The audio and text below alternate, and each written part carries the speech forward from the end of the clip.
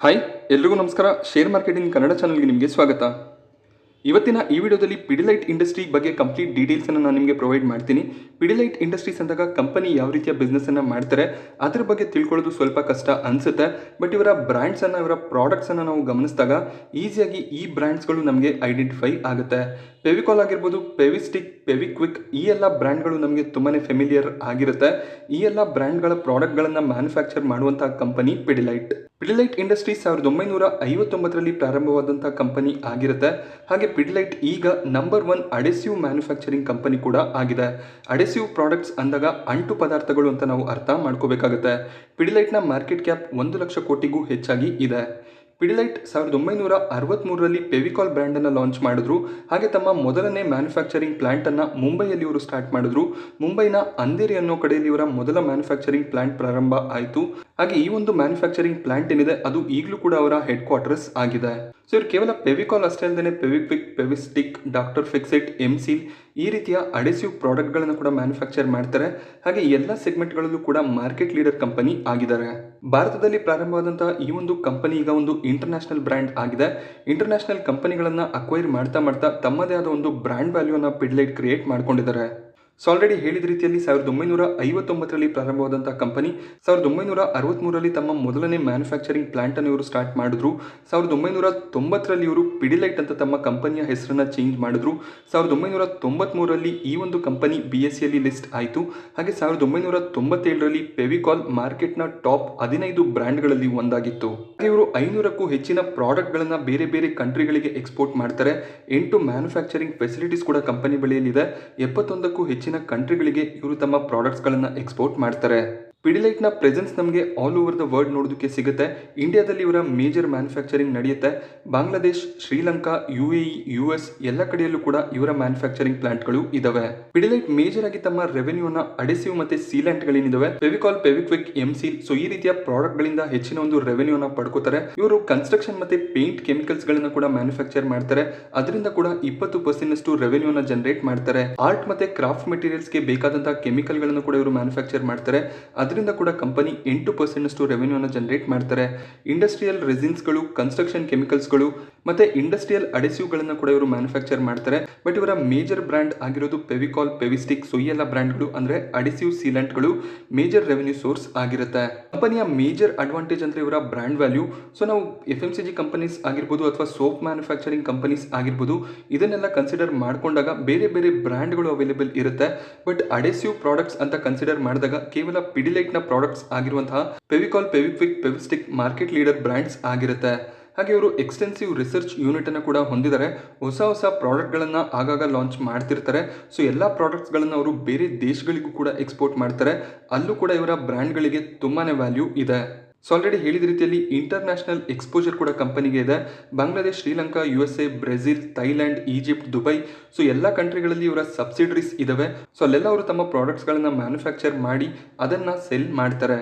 ಹಾಗೆ local companies ಜೊತೆಯಲ್ಲಿ ಒಳ್ಳೆ ಒಂದು ರಿಲೇಶನ್ಶಿಪ್ ಅನ್ನು ಕಂಪನಿ ಹೊಂದಿದ್ದಾರೆ. ಸೊ ಇವರ ಪ್ರಾಡಕ್ಟ್ ಅನ್ನು ಅವರು ಆರಾಮಾಗಿ ಸೇಲ್ ಮಾಡ್ತಾರೆ. ಪಿಡಿಲೈಟ್ನ ರೆವೆನ್ಯೂನ ಕಳೆದ 5 ವರ್ಷದಲ್ಲಿ ನಾವು ಗಮನಿಸಿದಾಗ ರೆವೆನ್ಯೂ ಇಯರ್ ಆನ್ ಇಯರ್ ಜಾಸ್ತಿ ಆಗ್ತಿರೋದು ಕಾಣಿಸ್ತಿದೆ. 2022ರ ಫೈನಾನ್ಷಿಯಲ್ ಇಯರ್ನಲ್ಲಿ ಸೊ ಟೋಟಲ್ 4 ಕ್ವಾರ್ಟರ್ಗಳಲ್ಲಿ ಇವರು 9,920 ಕೋಟಿ ರೆವೆನ್ಯೂನ ಜನರೇಟ್ ಮಾಡಿದ್ರು. ಹಾಗೆ ಇವರ ಪ್ರಾಫಿಟ್ಸ್ ಅನ್ನು ಕಳೆದ 5 ವರ್ಷದಲ್ಲಿ ಗಮನಿಸಿದಾಗ ಇಯರ್ ಆನ್ ಇಯರ್ ಪ್ರಾಫಿಟ್ಸ್ ಜಾಸ್ತಿ ಆಗ್ತಿರೋದು ಕಾಣಿಸ್ತಿದೆ. 2022ರ ಫೈನಾನ್ಷಿಯಲ್ ಇಯರ್ನಲ್ಲಿ ಟೋಟಲ್ 1 ವರ್ಷದಲ್ಲಿ 1,194 ಕೋಟಿ ಪ್ರಾಫಿಟ್ಸ್ ಅನ್ನು ಇವರು ಡಿಕ್ಲೇರ್ ಮಾಡಿದ್ದಾರೆ. ಯಾವುದೇ ಒಂದು ಬಿಸ್ನೆಸ್ ಅಂದಾಗ ಕಾಂಪಿಟೇಷನ್ ಇದ್ದೇ ಇರುತ್ತೆ. ಪಿಡಿಲೈಟ್ ಇಂಡಸ್ಟ್ರೀಸ್ ಕೂಡ ಅಷ್ಟೇ. 1993ರಲ್ಲಿ BSEಯಲ್ಲಿ ಲಿಸ್ಟ್ ಆದಾಗ ಸಿಂಗಲ್ ಡಿಜಿಟ್ ಪ್ರೈಸ್ ನಲ್ಲಿ ಲಿಸ್ಟ್ ಆದಂತಹ ಕಂಪನಿ ಈಗ 2,000 ರೂಪಾಯಿಯ ಮೇಲ್ಗಡೆ ಟ್ರೇಡ್ ಆಗ್ತಿದೆ. ಅದೇ ರೀತಿಯಲ್ಲಿ 7 ಸ್ಟಾಕ್ಗಳು Asian Paints, Berger Paints, Marico, Page Industries, Axis Bank, HDFC bank ಹಾಗೆ ಆಸ್ಟಲ್ ಪೈಪ್ ಕೂಡ ಇದೇ ರೀತಿಯಲ್ಲಿ 0 ಇಂದ ಹೀರೋ ಆದಂತಹ ಸ್ಟಾಕ್ಸ್ ಆಗಿರುತ್ತೆ. ದ ಅನ್ಯೂಶುವಲ್ ಬಿಲಿಯನಿಯರ್ಸ್ ಅನ್ನುವಂತಹ ಪುಸ್ತಕದಲ್ಲಿ ಈ 7 ಸ್ಟಾಕ್ಗಳು ಯಾವ ರೀತಿಯಲ್ಲಿ 0 ಇಂದ ಹೀರೋ ಆಯಿತು ಅನ್ನುವಂಥ ಕಂಪ್ಲೀಟ್ ಡೀಟೇಲ್ಸ್ ಅನ್ನು ಪ್ರೊವೈಡ್ ಮಾಡಿದ್ದಾರೆ. ಈ ಪುಸ್ತಕದ ಆಡಿಯೋ ಸಮರಿ ಕುಕು FM ಆಪ್ ಅಲ್ಲಿ ಅವೈಲೇಬಲ್ ಇದೆ. ಇದನ್ನು ನೀವು ಕನ್ನಡದಲ್ಲೇ ಕೇಳಬಹುದಾಗುತ್ತೆ. ಸೊ ಕೇವಲ ಇದೊಂದೇ ಪುಸ್ತಕ ಅಲ್ಲದೆ ಬೇರೆ ಬೇರೆ ಜನರೆಯ ಪುಸ್ತಕಗಳ ಆಡಿಯೋ ಸಮರಿ ಕೂಡ ಕುಕು FM ಆಪ್ ಅಲ್ಲಿ ಅವೈಲೇಬಲ್ ಇದೆ. 1000ಕ್ಕೂ ಹೆಚ್ಚಿನ ಪುಸ್ತಕಗಳ ಆಡಿಯೋ ಸಮರಿಗಳು, 4,500 ಗಂಟೆಗೂ ಹೆಚ್ಚಿನ ಕಂಟೆಂಟ್ ಅನ್ನ ಕುಕು FM ಆಪ್ ಅಲ್ಲಿ ನೀವು ಕೇಳಬಹುದಾಗುತ್ತೆ. ಸೊ ನಿಮಗೆ 399 ಆನ್ಯುವಲ್ ಪ್ಲಾನ್ ಅವೈಲೇಬಲ್ ಇದೆ. SHMK 50 ಅನ್ನುವಂಥ ಕೂಪನ್ ಕೋಡ್ ಅನ್ನ ಬಳಸಿದ್ರೆ 200 ರೂಪಾಯಿಯ ಡಿಸ್ಕೌಂಟ್ ಸಿಗುತ್ತೆ. ಸೊ 399 ರೂಪಾಯಿಯ ವರ್ಷದ ಪ್ಲಾನ್ ಅನ್ನ ನೀವು 199 ರೂಪಾಯಿಗೆ ಎಂಜಾಯ್ ಮಾಡಬಹುದಾಗುತ್ತೆ. ಸೊ ನೀವು ರಿಜಿಸ್ಟರ್ ಆಗುವಾಗ SHMK 50 ಅನ್ನುವಂಥ ಕೂಪನ್ ಕೋಡ್ ಅನ್ನ ಬಳಸ್ಕೋಬೇಕಾಗುತ್ತೆ. ಇದರ ಲಿಂಕ್ ಅನ್ನು ನಾನು ಡಿಸ್ಕ್ರಿಪ್ಷನ್ ಬಾಕ್ಸ್ ಅಲ್ಲಿ ಕೊಟ್ಟಿರ್ತೀನಿ. ಹಾಗೆ ಕೂಪನ್ ಕೋಡ್ ಕೂಡ ನಿಮಗೆ ಡಿಸ್ಕ್ರಿಪ್ಷನ್ ಬಾಕ್ಸ್ ಹಾಗೆ ಕಮೆಂಟ್ ಸೆಕ್ಷನ್ ಅಲ್ಲಿ ಅವೈಲೇಬಲ್ ಇರುತ್ತೆ. ಪಿಡಿಲೈಟ್ ಈಗ 2678 ಪ್ರೈಸ್ ಅಲ್ಲಿ ಟ್ರೇಡ್ ಆಗ್ತಾ ಇದೆ. ಸೊ ಕಂಪನಿಯ ಮಾರ್ಕೆಟ್ ಕ್ಯಾಪ್ 1,34,000 ಕೋಟಿಯಷ್ಟು ಇದೆ. 2765 52 ವೀಕ್ ಹೈ ನಮಗೆ ನೋಡೋದಕ್ಕೆ ಸಿಗುತ್ತೆ. ಪಿಡಿಲೈಟ್ ಆಲ್ಮೋಸ್ಟ್ 3-4% 52 ವೀಕ್ ಹೈಯಿಂದ ಕೆಳಗಡೆ ಟ್ರೇಡ್ ಆಗ್ತಾ ಇದೆ. 52 ವೀಕ್ ಲೋ ನಾವು ಅಬ್ಸರ್ವ್ ಮಾಡಿದಾಗ 1989 ನಮಗೆ ನೋಡೋದಕ್ಕೆ ಸಿಗುತ್ತೆ. ಹಾಗೆ ಕಂಪನಿಯ ಬುಕ್ ವ್ಯಾಲ್ಯೂವನ್ನು ಅಬ್ಸರ್ವ್ ಮಾಡಬಹುದು. 126 ಬುಕ್ ವ್ಯಾಲ್ಯೂ ಇದೆ. ಕಂಪನಿ ತುಂಬಾನೇ ಎಕ್ಸ್ಪೆನ್ಸಿವ್ ಆಗಿ ಟ್ರೇಡ್ ಆಗ್ತಿದೆ. 21 ಟೈಮ್ ಎಕ್ಸ್ಪೆನ್ಸಿವ್ ಆಗಿ ಪಿಡಿಲೈಟ್ ಟ್ರೇಡ್ ಆಗ್ತಿದೆ. ಸೊ ಇದೊಂದು ಮೊನೋಪೋಲಿ ಬಿಸ್ನೆಸ್ ಅಂದ್ರೂ ಕೂಡ ತಪ್ಪಾಗೋದಿಲ್ಲ. ಇವರಿಗೆ ಕಾಂಪಿಟೇಷನ್ ಕೊಡುವಂತ ಯಾವುದೇ ಒಂದು ಕಂಪನಿ ಸದ್ಯಕ್ಕೆ ಭಾರತದಲ್ಲಿ ಪ್ರೆಸೆಂಟ್ ಇಲ್ಲ. ಹಾಗೆ ಕಂಪನಿಯ PE ವ್ಯಾಲ್ಯೂನ ನಾವು ಅಬ್ಸರ್ವ್ ಮಾಡಿದಾಗ 100ರ PE ಅಲ್ಲಿ ಪಿಡಿಲೈಟ್ ಟ್ರೇಡ್ ಆಗ್ತಿದೆ. ಇಂಡಸ್ಟ್ರಿ PE 26 ನೋಡೋದಕ್ಕೆ ಸಿಗುತ್ತೆ. ಸೊ ಆಲ್ಮೋಸ್ಟ್ 4 ಟೈಮ್ ಎಕ್ಸ್ಪೆನ್ಸಿವ್ ಆಗಿ ಪಿಡಿಲೈಟ್ ಟ್ರೇಡ್ ಆಗ್ತಿದೆ. ಪಿಡಿಲೈಟ್ ನ ROCE 26% ನಷ್ಟಿದೆ. ಹಾಗೆ ರಿಟರ್ನ್ ಆನ್ ಈಕ್ವಿಟಿ 20% ನಷ್ಟು ಇದೆ. ಕಳೆದ ವರ್ಷಗಳಲ್ಲಿ ನಾವು ಕಂಪೇರ್ ಮಾಡಿದಾಗ ROE ROCE ಸ್ವಲ್ಪ ಕಮ್ಮಿ ಆಗ್ತಿರೋದು ಕಾಣಿಸ್ತಿದೆ. ಹಾಗೆ ಕಂಪನಿಯಲ್ಲಿ 416 ಕೋಟಿಯ ಡೆಪ್ಟ್ ಕೂಡ ನಮಗೆ ನೋಡೋದಕ್ಕೆ ಸಿಗುತ್ತೆ. ಅಂದ್ರೆ 416 ಕೋಟಿಯ ಸಾಲ ಇದೆ. 1,34,000 ಕೋಟಿಯ ಮಾರ್ಕೆಟ್ ಕ್ಯಾಪ್ ಹೊಂದಿರುವಂತಹ ಕಂಪನಿ. ಸೊ ನೆಗ್ಲಿಜಿಬಲ್ ಡೆಪ್ಟ್, ಒಂದು ಡೆಪ್ಟ್ ಫ್ರೀ ಕಂಪನಿ ಅಂತ ಕೂಡ ನಾವು ಕನ್ಸಿಡರ್ ಮಾಡ್ಕೋಬಹುದಾಗುತ್ತೆ. ಹಾಗೆ ಕಂಪನಿಯ ಅರ್ನಿಂಗ್ ಪರ್ ಶೇರ್ 26 ರೂಪಾಯಿ ನಮಗೆ ನೋಡೋದಕ್ಕೆ ಸಿಗುತ್ತೆ. ಇವರ ಶೇರ್ ಪ್ರೈಸ್ಗೆ ಕಂಪೇರ್ ಮಾಡಿದಾಗ ಸ್ವಲ್ಪ ಅರ್ನಿಂಗ್ ಪರ್ ಶೇರ್ ಕಮ್ಮಿ ಕಾಣಿಸುತ್ತೆ. ಆ ಒಂದು ರೀಸನ್ ಇಂದ PE ಕೂಡ ಎಕ್ಸ್ಪೆನ್ಸಿವ್ ಆಗಿ ಕಾಣಿಸ್ತಾ ಇದೆ. ಕಂಪನಿಯ ಬಳಿಯಲ್ಲಿ ಆಲ್ಮೋಸ್ಟ್ 10,000 ಕೋಟಿಯಷ್ಟು ಅಸೆಟ್ಸ್ ಇದೆ. ಸೊ 2,325 ಕೋಟಿಯಷ್ಟು ಲಯಬಿಲಿಟೀಸ್ ಅನ್ನು ಹೊಂದಿದ್ದಾರೆ. ಅಂದ್ರೆ ಇವರ ಖರ್ಚು ವೆಚ್ಚಗಳು 2,325 ಕೋಟಿಯಷ್ಟು ಬರಬಹುದು. ಹಾಗೆ ಪಿಡಿಲೈಟ್ ನ ಫೇಸ್ ವ್ಯಾಲ್ಯೂ 1 ರೂಪಾಯಿ. ಸೊ ಕಂಪನಿ ಇನ್ಮೇಲೆ ಸ್ಪ್ಲಿಟ್ ಆಗೋದಕ್ಕೆ ಸಾಧ್ಯ ಆಗೋದಿಲ್ಲ. ಕಂಪನಿ ಬೋನಸ್ ಗಳನ್ನ ಇಶ್ಯೂ ಮಾಡಬಹುದಾಗುತ್ತೆ. ಈ ಒಂದು ಕ್ವಾರ್ಟರ್ನಲ್ಲಿ ಪಿಡಿಲೈಟ್ 529 ಕೋಟಿ ರೆವೆನ್ಯೂಸ್ ಅನ್ನು ಡಿಕ್ಲೇರ್ ಮಾಡಿದ್ದಾರೆ. ಜೂನ್ 2021ರಲ್ಲಿ ಇವರು 348 ಕೋಟಿ ರೆವೆನ್ಯೂಸ್ ಅನ್ನು ಡಿಕ್ಲೇರ್ ಮಾಡಿದ್ರು. ಹಾಗೆ ಮಾರ್ಚ್ 2022ರಲ್ಲೂ 401 ಕೋಟಿಯ ರೆವೆನ್ಯೂ ಡಿಕ್ಲೇರ್ ಆಗಿತ್ತು. So year on year quarter on quarter revenue June ಕ್ವಾರ್ಟರ್ನಲ್ಲಿ ಜಾಸ್ತಿ ಆಗಿದೆ. ಪ್ರಾಫಿಟ್ಸ್ ಅನ್ನು ಅಬ್ಸರ್ವ್ ಮಾಡಿದಾಗ 354 ಕೋಟಿಯ ಪ್ರಾಫಿಟ್ಸ್ ಅನ್ನ ಈ ಒಂದು ಕ್ವಾರ್ಟರ್ನಲ್ಲಿ ಅವರು ಡಿಕ್ಲೇರ್ ಮಾಡಿದ್ದಾರೆ.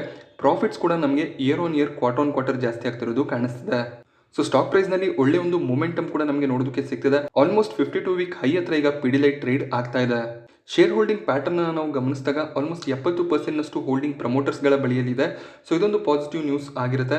ಹಾಗೆ ಮ್ಯೂಚುವಲ್ ಫಂಡ್ ಗಳ ವಿಷಯಕ್ಕೆ ಬಂದಾಗ ಸೊ ನಿಮಗೆ ಲೆಫ್ಟ್ ಸೈಡ್ ಅಲ್ಲಿ ಏನು ಕಾಣಿಸ್ತಿದೆ ಅದು ಮಾರ್ಚ್ ಕ್ವಾರ್ಟರ್ ನ ಡೇಟಾ ಆಗಿರುತ್ತೆ. ಹಾಗೆ ರೈಟ್ ಸೈಡ್ ಅಲ್ಲಿ ಕಾಣಿಸ್ತಾ ಇರೋದು ಜೂನ್ ಕ್ವಾರ್ಟರ್ ನ ಡೇಟಾ. ಮ್ಯೂಚುವಲ್ ಫಂಡ್ ಗಳು ಸ್ವಲ್ಪ ಹೋಲ್ಡಿಂಗ್ ಅನ್ನ ಕಮ್ಮಿ ಮಾಡಿದ್ದಾರೆ. ಹಾಗೆ DIIs ಕೂಡ ಸ್ವಲ್ಪ ಹೋಲ್ಡಿಂಗ್ ಅನ್ನ ಇಲ್ಲಿ ಜಾಸ್ತಿ ಮಾಡ್ತಿರೋದು ಕಾಣಿಸ್ತಿದೆ. FIIs ಹೋಲ್ಡಿಂಗ್ ಕೂಡ ಸ್ವಲ್ಪ ಕಮ್ಮಿ ಆಗಿದೆ ಜೂನ್ ಕ್ವಾರ್ಟರ್ ನಲ್ಲಿ. ಹಾಗೆ ರಿಟೇಲ್ ಹೋಲ್ಡಿಂಗ್ ಸ್ವಲ್ಪ ಜಾಸ್ತಿ ಆಗ್ತಿರೋದು ಕಾಣಿಸ್ತಿದೆ. ಸೊ ಹೆಚ್ಚಿನ ಒಂದು ಡಿಫರೆನ್ಸ್ ನಮಗೆ ಶೇರ್ ಹೋಲ್ಡಿಂಗ್ ಪ್ಯಾಟರ್ನ್ ನಲ್ಲಿ ಮಾರ್ಚ್ ತಿಂಗಳಿಗೆ ಕಂಪೇರ್ ಮಾಡಿದಾಗ ಕಾಣಿಸ್ತಾ ಇಲ್ಲ. ಸೊ ಅನಲಿಸ್ಟ್ಗಳ ವ್ಯೂ ಅನ್ನು ಗಮನಿಸಿದಾಗ 18 ಅನಲಿಸ್ಟ್ಗಳು ಈ ಒಂದು ಸ್ಟಾಕ್ ಅನ್ನು ಕವರ್ ಮಾಡಿದ್ದಾರೆ. ಕೇವಲ 2 ಅನಲಿಸ್ಟ್ಗಳು ಮಾತ್ರ ಇಲ್ಲಿ ಬೈ ರೇಟಿಂಗ್ ಅನ್ನು ಕೊಟ್ಟಿರೋದು. ಶೇರ್ ಪ್ರೈಸ್ ನಮಗೆ 3,000 ಲೆವೆಲ್ಸ್ ರೀಚ್ ಆಗ್ಬೋದು 1 ವರ್ಷದಲ್ಲಿ ಅನ್ನುವಂಥ ಒಂದು ಟಾರ್ಗೆಟ್ಸ್ ಇದಾವೆ. ಸೊ ಇಲ್ಲಿಂದ 15% ನಷ್ಟು ಜಂಪ್ ಅನ್ನು ನಾವು ಎಕ್ಸ್ಪೆಕ್ಟ್ ಮಾಡ್ಬೋದು. ಮೀಡಿಯನ್ ವ್ಯಾಲ್ಯೂ ಗಮನಿಸಿದಾಗ ಕರೆಂಟ್ ಮಾರ್ಕೆಟ್ ಪ್ರೈಸ್ಗಿಂತ ಕೆಳಗಡೆ ಒಂದು ಟಾರ್ಗೆಟ್ಸ್ ನಮಗೆ ನೋಡೋದಕ್ಕೆ ಸಿಗುತ್ತೆ. 2,400ರ ಮೀಡಿಯನ್ ಟಾರ್ಗೆಟ್ಸ್ ಬ್ರೋಕರೇಜ್ಗಳ ಕಡೆಯಿಂದ ಬಂದಿದೆ. ಲೋವರ್ ಪ್ರೈಸ್ ಅನ್ನು ನಾವು ಗಮನಿಸಿದಾಗ 1,834 52 ವೀಕ್ ಲೋಗಿಂತ ಕೆಳಗಡೆ ಸ್ಟಾಕ್ ಹೋಗುವಂತ ಸಾಧ್ಯತೆಗಳು ಕೂಡ ಇರುತ್ತೆ. ರೀಸೆಂಟ್ ಆಗಿ ರಿಸಲ್ಟ್ ಬಂದ ಮೇಲೆ ಬ್ರೋಕರೇಜ್ ಟಾರ್ಗೆಟ್ಸ್ ಗಳು ಯಾವ ರೀತಿಯಲ್ಲಿ ಇದೆ ಅಂತ ನಾವು ಅಬ್ಸರ್ವ್ ಮಾಡಿದಾಗ ಶೇರ್ಖಾನ್ ಇಲ್ಲಿ 2,850ರ ಟಾರ್ಗೆಟ್ ಪ್ರೈಸ್ ಅನ್ನ ಕೊಟ್ಟಿದ್ದಾರೆ. ICICI ಡೈರೆಕ್ಟ್ 2,510ರ ಟಾರ್ಗೆಟ್ ಪ್ರೈಸ್ ಅನ್ನ ಕೊಟ್ಟಿದ್ದಾರೆ. ಸೊ ಆಲ್ರೆಡಿ ಈ ಪ್ರೈಸ್ ನಮಗೆ ಪಿಡಿಲೈಟ್ ಇಂಡಸ್ಟ್ರೀಸ್ ಕ್ರಾಸ್ ಮಾಡ್ತಿರೋದು ಕಾಣಿಸ್ತಿದೆ. ಪ್ರಭುದಾಸ್ ದಿಲಾದರ್ ಕಡೆಯಿಂದ 2,673ರ ಟಾರ್ಗೆಟ್ ಪ್ರೈಸ್ ಬಂದಿದೆ. ಆಲ್ಮೋಸ್ಟ್ ಸೇಮ್ ಪ್ರೈಸ್ ಹತ್ರ ಈಗ ಪಿಡಿಲೈಟ್ ಟ್ರೇಡ್ ಆಗ್ತಾ ಇದೆ. ಹಾಗೆ ಮೋತಿಲಾಲ್ ಓಸ್ವಾಲ್ 2,440ರ ಟಾರ್ಗೆಟ್ ಪ್ರೈಸ್ ಅನ್ನ ಕೊಟ್ಟಿದ್ದಾರೆ. ಸೊ ಆಲ್ಮೋಸ್ಟ್ 4 ಬ್ರೋಕರೇಜ್ಗಳು ಇಲ್ಲಿ ನ್ಯೂಟ್ರಲ್ ರೇಟಿಂಗ್ ಅನ್ನ ಕೊಟ್ಟಿದ್ದಾರೆ. ಈ 4 ಬ್ರೋಕರೇಜ್ಗಳು ಇಲ್ಲಿ ಬೈ ರೇಟಿಂಗ್ ಅನ್ನ ಕೊಟ್ಟಿಲ್ಲ. ಆಲ್ರೆಡಿ ಸ್ಟಾಕ್ ಪ್ರೈಸ್ ನಮಗೆ 52 ವೀಕ್ ಹೈ ಹತ್ರ ಟ್ರೇಡ್ ಆಗ್ತಾ ಇದೆ. ಸೊ ಪಿಡಿಲೈಟ್ ಲಾಂಗ್ ಟರ್ಮ್ಗೆ ಒಳ್ಳೆ ಒಂದು ಸ್ಟಾಕ್ ಆಗಿರುತ್ತೆ. ಮೋನೋಪೋಲಿ ಬಿಸ್ನೆಸ್ ಅನ್ನ ಹೊಂದಿರುವಂತಹ ಕಂಪನಿ. ಲಾಂಗ್ ಟರ್ಮ್ಗೆ ನೀವು ಎಂಟ್ರಿಯನ್ನು ತಗೋಬೇಕು ಅಂತ ಇದ್ರೆ 2,400 ಕೆಳಗಡೆ ಪಿಡಿಲೈಟ್ ಸಿಕ್ಕಿದ್ರೆ ಆಗ ನೀವು ಲಾಂಗ್ ಟರ್ಮ್ ಎಂಟ್ರಿಯನ್ನು ತಗೋಬಹುದಾಗುತ್ತೆ. ಈ ಒಂದು ರೇಂಜ್ ಅಲ್ಲಿ ಪಿಡಿಲೈಟ್ ಅನ್ನ ಅವಾಯ್ಡ್ ಮಾಡೋದು ತುಂಬಾನೇ ಒಳ್ಳೆಯದು. ತುಂಬಾನೇ ಎಕ್ಸ್ಪೆನ್ಸಿವ್ ಆಗಿ ಈಗ ಟ್ರೇಡ್ ಆಗ್ತಾ ಇದೆ. ನೀವು ಲೋವರ್ ಲೆವೆಲ್ಗಳಲ್ಲಿ ಬೈ ಮಾಡಿ ಪಿಡಿಲೈಟನ್ನು ಹೋಲ್ಡ್ ಮಾಡ್ತಿದ್ರೆ ಅಂದರೆ ಖಂಡಿತವಾಗ್ಲೂ ಕಂಟಿನ್ಯೂ ಮಾಡ್ಬೋದು. ಒಳ್ಳೆಯ ಒಂದು ಕೆಮಿಕಲ್ ಸೆಕ್ಟರ್ನ ಸ್ಟಾಕ್ ಕೂಡ ಆಗುತ್ತೆ. ಅಡಿಸಿವ್ ಬಿಸ್ನೆಸ್ಸನ್ನು ಮಾಡುವಂಥ ಕಂಪನಿ ಪಿಡಿಲೈಟ್ ಇಂಡಸ್ಟ್ರೀಸ್ ಒಂದು ಮಲ್ಟಿ ಬ್ಯಾಗರ್ ರಿಟರ್ನ್ ಅನ್ನು ಆಲ್ರೆಡಿ ಜನರೇಟ್ ಮಾಡಿ ಕೊಟ್ಟಿದೆ. ಸೊ ಈ ರೀತಿಯ ಚಾಟ್ ಪ್ಯಾಟರ್ನ್ ಇದ್ದಾಗ ಕಂಪನಿ ಒಳ್ಳೆ ಒಂದು ರಿಟರ್ನ್ಸ್ ಅನ್ನು ಜನರೇಟ್ ಮಾಡಿ ಕೊಡ್ತಾ ಇದೆ ಅಂತ ನಾವು ಅಂಡರ್ಸ್ಟ್ಯಾಂಡ್ ಮಾಡ್ಕೋಬೇಕಾಗುತ್ತೆ. ಹಾಗೆ ಕಂಪನಿ ಸ್ಲೋ ಆಗಿ ಮೂವ್ ಆಗುತ್ತೆ. ಸೊ ಸಡನ್ ಆಗಿ ಜಂಪ್ಸ್ ನಮಗೆ ನೋಡೋದಕ್ಕೆ ಸಿಗೋದಿಲ್ಲ. ಸ್ಲೋ ಆಗಿ ಸ್ಟಡಿಯಾಗಿ ಮೂವ್ ಆಗುವಂಥ ಕಂಪನಿ ಆಗಿರುತ್ತೆ. ಸೊ ಕೋವಿಡ್ನ ಕ್ರಾಶ್ ಟೈಮಲ್ಲೂ ಕೂಡ ಪಿಡಿಲೈಟ್ 1800 ಕೆಳಗಡೆ ಹೋಗಿರಲಿಲ್ಲ. ಸೊ ಖಂಡಿತವಾಗ್ಲೂ ಒಂದು ಡಿಫೆನ್ಸಿವ್ ಸ್ಟಾಕ್ ಆಗಿ ಇದನ್ನು ನಿಮ್ಮ ಪೋರ್ಟ್ಫೋಲಿಯೋದಲ್ಲಿ ನೀವು ಕನ್ಸಿಡರ್ ಮಾಡ್ಕೋಬಹುದಾಗುತ್ತೆ. ಪಿಡಿಲೈಟ್ ಇಂಡಸ್ಟ್ರಿಯ ಬಗ್ಗೆ ನಾನು ನಿಮಗೆ ಕೊಟ್ಟಂಥ ಇನ್ಫಾರ್ಮೇಷನ್ ಇಷ್ಟ ಆದರೆ ವಿಡಿಯೋನ ಲೈಕ್ ಮಾಡಿ. ಸೊ ಅದೇ ರೀತಿಯಲ್ಲಿ ನಾನು ಬೇರೆ ಬೇರೆ ಕಂಪನಿಗಳ ಅನಾಲಿಸಿಸ್ ವಿಡಿಯೋನ ಕೂಡ ಮಾಡಿದ್ದೀನಿ.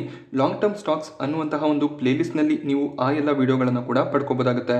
ಹಾಗೆ ಚಾನಲ್ಗೆ ಹೊಸಬರಾದರೆ ಚಾನಲ್ನ ಸಬ್ಸ್ಕ್ರೈಬ್ ಮಾಡ್ಕೊಳ್ಳಿ. Thank you friends.